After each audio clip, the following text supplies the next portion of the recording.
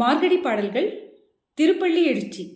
இன்னிசை வீணையர் யாழினர் ஒருபால், இருக்கொடு தோத்திரம் இயம்பினர் ஒருபால், துன்னிய பிணைமலர் கையினர் ஒருபால், தொழுகையர் அழுகையர் துவள்கையர் ஒருபால், சென்னியில் அஞ்சலி கூப்பினர் ஒருபால், திருப்பெருந்துறையுரை சிவபெருமானே என்னையும் ஆட்கொண்டு இங்கெழுந்த அருளும் எம்பெருமான் பள்ளி எழுந்தருளாயே என்று பாடல் அமைந்துள்ளது. இறைவனை எப்படியெல்லாம் பக்தர்கள் போற்றி பரவுகிறார்கள், பக்தர்களின் நிலையெல்லாம் எப்படி இருக்கின்றது, அவர்களுடைய பக்குவத்திற்கு ஏற்ப அவர்கள் எந்த நிலையில் இருக்கிறார்கள் என்பதையெல்லாம் மிக அழகாக இந்த பாடலில் எடுத்துரைக்கின்றார். மாணிக்கவாசகர் பாடல்களில் அவர் பல இடங்களில் தன்னை மிகவும் தாழ்த்தி பாடுவதும் உண்டு. நாயேன் நாயடியேன் என்றெல்லாம் பாடுவார். காரணம் அவருடைய பணிவு. என்னையும் ஆட்கொண்டு என்பார். அதுவும் அவருடைய பணிவை தவிர பக்தர்களில் அவர் தலையானவர் என்பதில் எள்ளளவும் ஐயமில்லை. இறைவன் எழுத்தாணி கொண்டு எழுதிய பாடல்கள் திருவாசக பாடல்கள் என்பர். இறைவனுடைய கருணைக்கு விருந்தான பாடல்கள். அந்த பாடல்களை தந்திருக்கக்கூடிய இறைவனால் குருவாக வந்து இறைவனாலேயே நேரடியாக ஆட்கொள்ளப்பெற்ற அந்த அடியார் தம்மை மிகவும் தாழ்த்தி பணிந்து இறை பாடல்களை இறை வாழ்த்தினை எடுத்து வைக்கின்றார். அது சிறந்த ஆன்மாக்களினுடைய தன்மையை காட்டுகின்றது. பக்குவப்பட்ட ஆன்மாவினுடைய தன்மை இது. அந்த ஆன்மாவிடத்தில் ஆணவம் அடிபட்டு போயிருக்கும். அங்கு ஆணவம் என்கின்ற அந்த அழுக்கு, ஆணவம் என்கின்ற அந்த மலம் இருக்காது என்பதற்கு அடையாளமாகத்தான் நமது மாணிக்கவாசகர் பாடல்களை பார்க்க முடிகின்றது.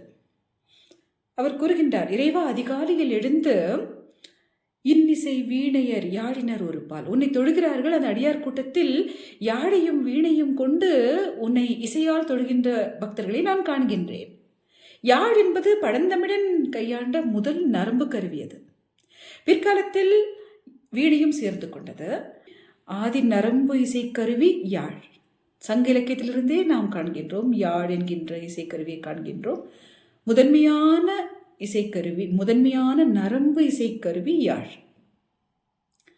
அந்த யாழினை எடுத்துக்கொண்டு உருகி உருகி உன்னை இசையால் துதிப்பவர்கள் பார்க்கின்றேன். வீணையால் உன்னை மகிழ்விப்பவர்களை காண்கின்றேன். இன்னிசை வீணையர். அந்த இசை இன்னிசையாக இருக்கின்றது.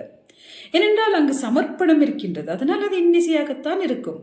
என்ன நோக்கம் என்பதுதான் முக்கியம். எந்த நோக்கத்தில் நான் அந்த இசையை வழங்குகின்றேன்? என்னை முன்னிறுத்தவா, இல்லை என் கலையை முன்னிறுத்தவா, இல்லை இறைவனுக்கு அர்ப்பணமா என்பதுதான் முக்கியம். இறை அர்ப்பணமாக செய்யப்படுகின்ற காரியங்கள் இனிமையாகத்தான் இருக்கும். எனவே இன்னிசை வீணையர் யாழினர் ஒரு பால், இருக்கொடு தோத்திரம் இயம்பினர் ஒரு பால். இன்னொரு பக்கம் ரிக், யசுர், சாமம், அதர்வணம் என்கின்ற தோத்திரங்கள், தமிழ் வேதங்கள் இவற்றையெல்லாம் ஓதிக்கொண்டிருக்கிறார்கள். வேதத்தால், வேதம் அறிவின் கூடாரமாக இருக்கின்றது. அது இறைவனைத்தான் நமக்கு காட்டுகின்றது. வித் என்ற அடிப்படையில் தோன்றியிருக்கின்ற வேதம். வித்தை, அறிவு, அறிவு களஞ்சியம். இறை அறிவை கடந்த அறிவு எது? எனவே அது இறைவனையே தொடுகின்றது. நம்மை இறை வழிபாட்டில் ஈடுபடுத்துகின்றது. அந்த வேதத்தை பாடி ஊனுருகி உன்னை வழிபடுகின்றவர்கள் ஒருபால். இன்னிசை வீணையர் யாழினர் ஒருபால், இருக்கொடு தோத்திரம் இயம்பினர் ஒருபால், துன்னிய பிணைமலர் கையினர் ஒருபால். இறை கைங்கரியத்தை எப்படி வேண்டுமானாலும் செய்யலாம். நாம் கற்றறிந்தவர்களாக இருந்தால் வேதம் பாடி இறைவனை துதிக்கலாம். இசைக்கலைஞர்களாக இருந்தால் அந்த இசையே இறைவனுக்கு சமர்ப்பிக்கலாம். நமக்கு தோத்திரம் பாட, வேதம் பாட இயலவில்லை, அந்த ஞானம் நம்மிடத்தில் இல்லை என்றால் எத்தனையோ கைங்கரியங்கள் இருக்கின்றன. இதோ இறைவனுக்கு ஏற்ற மலர்களை கொய்து, அன்றலர்ந்த மலர்களை கொய்து அவற்றை பிணைத்து நெருக்கமாக கட்டி, அழகுபட கட்டி அதை இறைவனுக்கு சாற்றுவதற்காக கொண்டு நிற்கிறார்கள். பிணை மலர் கையினர் துன்னிய துண்ணிய பிணைமலர், துண்ணிய நெருக்கமாக கட்டப்பட்ட பிணைமலர், பிணைத்தல் என்றால் கட்டுதல், நெருக்கமாக கட்டப்பட்ட மலர்களை கொண்டு நிற்கிறார்கள் பக்தர்கள். நமது அன்பை எந்த வகையிலும் புலப்படுத்தலாம். இசை மூலமாக, தோத்திரங்கள் மூலமாக, மலர் மாலை மூலமாக என்பதைத்தான் இந்த பாடல் மூலமாக நமக்கு கற்றுத்தருகின்றார். துண்ணிய பிணை மலர் கையினர் ஒரு பால், ஒரு பால் என்றால் ஒரு பக்கத்தில் நிற்கிறார்கள். தொழுகையர், அழுகையர், துவள்கையர் ஒரு பால். இன்னொரு கூட்டம், இன்னொரு வகையான அடியார்கள், அவர்கள் தம்மை மறந்திருக்கிறார்கள். இறை தரிசனத்தை பார்த்தவுடனேயே மயங்கி வீழ்கிறார்கள், அழுகிறார்கள், விழுந்து தொழுகிறார்கள். மகாபாவம் இவையெல்லாம். இறை நாமத்தை கேட்டவுடன் புல்லரித்தல், கண்ணீர் பெருக்குதல், மயக்கம் ஏற்படுதல், இவையெல்லாம் மகாபாவங்கள் என்று சொல்வார்கள். இதற்கு அத்தனை புண்ணியம் செய்திருக்க வேண்டும், இறை கருணையும் வேண்டும். இறை கருணை ஏற்பட்டால்தான் அந்த மகாபாவம் கிடைக்கும். அந்த ஆன்மா இன்னும் பவித்திரமானது. அத்தகைய பக்தர்களை காண்கின்றேன். அவர்கள் உன் நாமத்தை கேட்ட மாத்திரத்திலே எந்த தோத்திரம் பாடுகிறார்கள் தாமே, வீணைகள் யாழ்கள் இசைக்கின்றன தாமே, அவையெல்லாம் கேட்க கேட்க, உன்னுடைய தரிசனத்தை பார்க்க பார்க்க இவர்கள் மயங்கி வீழ்கிறார்கள், அரற்றி தொழுகிறார்கள், உன் நாமத்தை சொல்லி சொல்லி அரற்றுகிறார்கள். மகாபாவம், அந்த சித்தத்தை சிவன்பால் தந்து சிலாகித்து கிடக்கிறார்கள் இவர்கள். தொழுகையர், அழுகையர், துவள்கையர், துவண்டு சரிந்து மயங்கி வீழ்ந்து விடுகிறார்கள் சிலர். ஒன்றி போய் இறை உணர்வில் தம்மை கலந்து தமது இந்நிலையை, இகநிலையை மறந்தவர்கள், பரநிலையை அடைந்து விட்டவர்களாக இருக்கிறார்கள். துவள்கையர் ஒரு பால், ஒரு பக்கம். அப்படி அந்த கோயிலில் காணுகின்ற காட்சியை படம் பிடித்து அப்படியே காட்டுகின்றார் நமக்கு. விதவிதமான படிநிலைகளில் பக்தர்கள் இருக்கிறார்கள். அத்தனையும் அரணுக்கு சம்மதம். அன்புதான், அன்புதான் பொதுவான தகுதி. அனைவரும் அன்புமயமாகித்தான் அந்த அன்பினை விதவிதமாக வெளிப்படுத்தி கொண்டிருக்கிறார்கள். தொழுகையர், அழுகையர், துவள்கையர் ஒரு பால். அஞ்சலி, சென்னியில் அஞ்சலி கூப்பினர் ஒரு பால். சென்னி தலையில் கைகளை குவித்து உன்னை வணங்கி கொண்டிருக்கிறார்கள். ஹரஹர சிவ சிவ என்று, சிவாய நம சிவாய நம என்று தலையில் கரங்கூப்பி தொழுகின்றார்கள் ஒரு பக்கம் பக்தர்கள். ஏனென்றால் அந்த மந்திரம் போதுமல்லவா. நம சிவாய என்ற பின்பு நமனில்லை.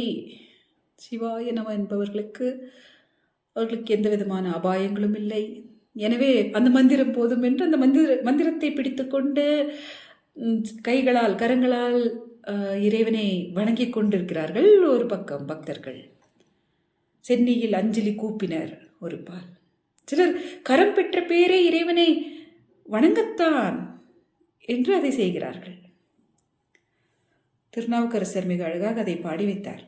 கண்கள் இறைவனை காண்பதற்கு, கைகள் அவனை தொழுவதற்கு, இந்த உடல் அவனுக்குரிய கைங்கரியங்களை ஏற்றுவதற்கு அப்படியே வாழ்ந்தும் காட்டினார். இறை கைங்கரியமாக கோயிலையும் பொது இடங்களையும் துப்புரவு செய்து கொண்டு உடவாரப்படி ஏந்தி வாழ்ந்த உத்தம பக்தர் திருநாவுக்கரசர். அவர் நமது இந்த பிறப்பே இறைப்பணிக்கு என்று உணர்த்துகின்றார்.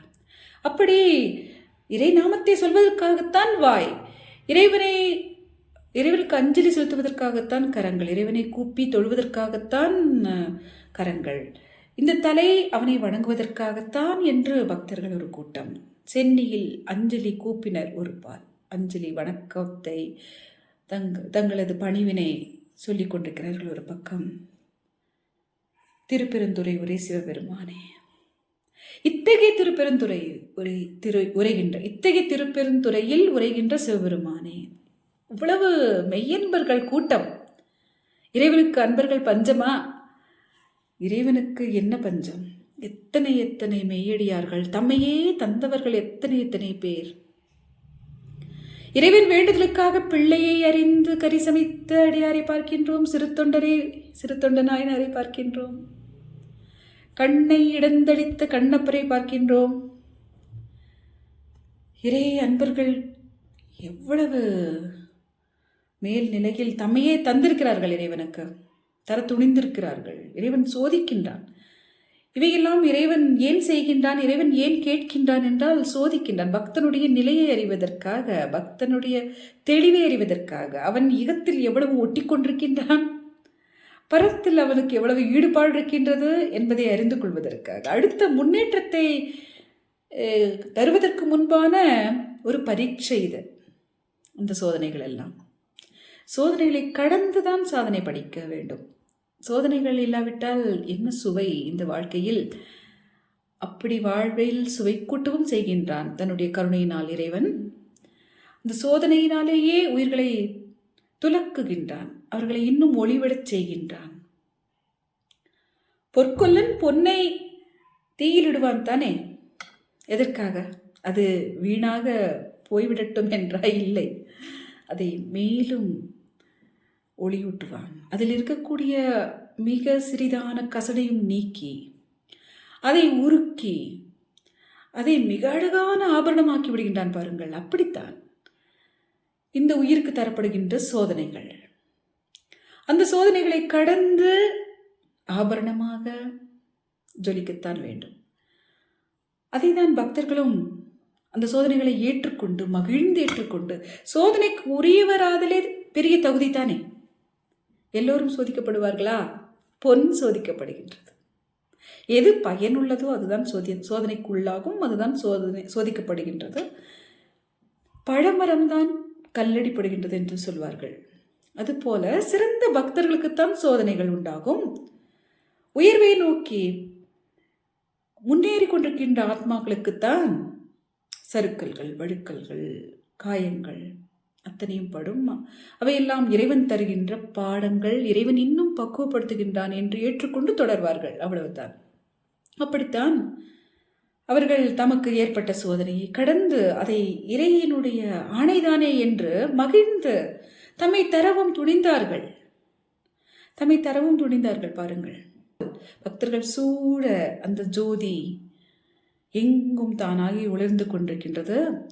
அதை உணர்ந்த மாணிக்கவாசகர் கூறுகிறார், இப்படி மெய்யன்பர்களை காண்கின்றேன் இறைவா. இன்னிசை வீணையர் யாழினர் ஒரு பால், இருக்கொடு தோத்திரம் இயம்பினர் ஒரு பால், துண்ணிய பிணைமலர் கையினர் ஒரு பால், தொழுகையர் அடுகையர் துவழ்கையர் ஒரு பால், சென்னையில் அஞ்சலி கூப்பினர் ஒரு பால், திருப்பெருந்துறையுரை சிவபெருமானே. இத்தகைய அன்பர்கள் சூழ இருக்கின்ற திருப்பெருந்துறையுரை சிவபெருமானே, ஆனால் உன்னுடைய கருணையை நான் என்ன சொல்வேன்? என்னையும் ஆண்டு கொண்டு இங்கு எழுந்தருளும், என்னையும் ஆட்கொள்கிறாயே, என்னையும் ஆட்கொள்கிறாயே. இதுதான் மாணிக்கவாசகருடைய பணிவு. அவருடைய தகுதியை நாம் அறிவோம், ஆனால் அவர் தம்மை தாழ்த்தி தாழ்த்தி தாழ்த்தி பணிவியை கொட்டி தந்து விடுகின்றார். என்னையும் ஆட்கொண்டு திருவாசகத்திலேயே கூறுவார், கண்ணப்பன் ஒப்பதோர் அன்பின்மை கண்டபின் என்னப்பன் என்னையும் ஆட்கொண்டருளியே என்று பாடுவார். கண்ணப்பனோடு ஒப்பிட்டால் நான் எம்மாத்திரம் ஐயா, அவர் கண்ணை இடந்தல்லவா தந்தார். ஆனால் அதை கண்ட பின்பும் கூட ஏதும் பயன்படாத என்னையும் ஆட்கொண்டாயே என்று தன்னை மிக தாழ்த்தி பாடுவார். அது பக்தருக்குரிய லட்சணம் தானே, அந்த பணிவு தானே பக்தனுக்குரிய லட்சணம். அந்த லட்சணம் நிரம்ப பெற்றிருக்கக்கூடிய மாணிக்க வாசகர் கூறுகிறார், திருப்பெருந்துறையுரை சிவபெருமான் இத்தனை மெய்யன்பர்களை கொண்டும் கூட என்னையும் ஒரு பொருட்டாக்கி ஆட்கொள்கின்ற சிவபெருமானே, என்னையும் ஆட்கொண்டு ஆண்டு கொண்டு இங்கு எழுந்து அருளும் எம்பெருமான், எம் இறைவனே தலைவனே, பள்ளி எழுந்தருளாய் எமது இதயத்தில் என்றும் நான் மறவாமல் நீ வீட்டிற்கு வேண்டும். மறவாத நிலை வேண்டும், பிறவாத நிலை வேண்டும், பிறந்துவிட்டால் உன்னை மறவாத நிலை வேண்டும் என்பதுதான் அடியார்களுடைய விண்ணப்பம். பிறவாத நிலை வேண்டும். இறை திருவிடைகளை பிரிந்து உயிர் ஜனிக்கவே கூடாது. அப்படியும் பிறப்பு ஏற்பட்டு விட்டால் இறைவா உன்னை மறவாமல் இருக்க வரம் தர வேண்டும் என்று வேண்டிக் கொண்டார்கள். அந்த அடிப்படையில் தான் இறைவா எமது நெஞ்சங்களில் நீ எழுந்தருள், உன் நினைவு எப்பொழுதும் வீறு கொண்டிருக்கட்டும் என்று வேண்டிக் கொள்கின்றார். எம்பெருமான் பள்ளி எழுந்தருளாயே என்று நம்மிடத்தில் வேண்டிய பணிவை அவர் கற்பிக்கின்றார். எத்தகைய பணிவு கொண்டு இறையை தேடலாம்? ஆணவம் இருக்கும் வரையில் அரணாரிடத்தில் அரண் சிந்தனையில் நமக்கு லைப்பு தோன்றாது. ஆகையால் தான் அந்த ஆணவத்தை விட வேண்டும். நான் என்கின்ற தன்முனை பிரிக்கின்ற வரையில் சிரமம்தான். ஒரு குருவானவர் தமது சீடர்களுக்கு வேண்டிய போதனைகள் எல்லாம் செய்துவிட்டு அவர்களை கேட்கின்றார், நான் உங்களுக்கு முறையாக கற்பித்திருக்கின்றேன் என்று நம்புகின்றேன். நீங்கள் சொல்லுங்கள், உங்களில் யார் சொர்க்கத்திற்கு செல்வீர்கள் என்று கேட்கின்றார். யாருக்கு முக்தி மோட்சம் நிச்சயம் என்று நம்புகிறீர்கள்? சொல்லுங்கள் பார்க்கலாம். யாரிடத்தில் அந்த உறுதி இருக்கின்றது என்று கேட்கின்றார். எல்லோரும் அமைதி காக்கிறார்கள். ஒரு சீடன் மட்டும், அவன் சிறுவன், அவன் துணிந்து சொன்னான், ஐயா, நான் போனால் போவேன் என்றானாம். உடனே மற்ற சிறுவர்கள் அத்தனை பேரும் ஆர்ப்பரித்தனர். என்ன மூடன் இவன், இவனுக்கு எவ்வளவு துணிச்சல்! குருவுக்கு முன்னிலையில் இருந்து கொண்டு சிறிதும் பணிவில்லாமல் நான் போனால் போவேன் என்று கூறுகின்றான். இவன் வீடு பேரடைவானாம், இவன் சொர்க்கம் புகுவானாம், இவன் முக்தி அடைவானாம் என்றெல்லாம் கேலி செய்தார்கள். அப்பொழுது குருவானவர் அவர்களை எல்லாம் அமர்த்தி கையால் கை செய்கை செய்து அமர்த்தி கூறினார், அவன் கூறுவது உண்மைத்தான் தம்பி, நல்லது, அதை அவர்களுக்கு விளக்கி சொல் என்று கூறினார்.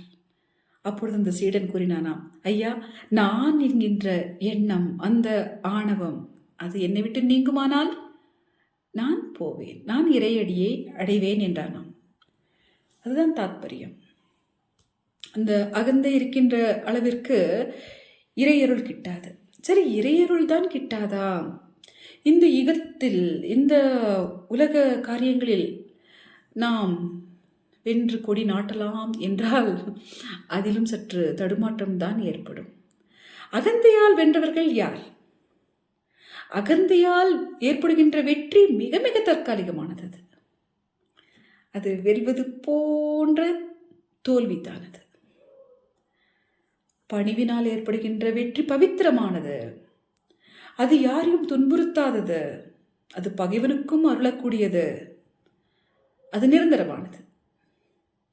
ஆகையால் அகந்தை இகத்திற்கும் பகை, பரத்திற்கும் பகை. இக சுகங்களை பெறுவதற்கும் பகை, வெற்றிகளை பெறுவதற்கும் பகை. இனி பரமார்த்திகத்தில், ஆன்மீகத்திலும் அது மிகப்பெரிய தடை.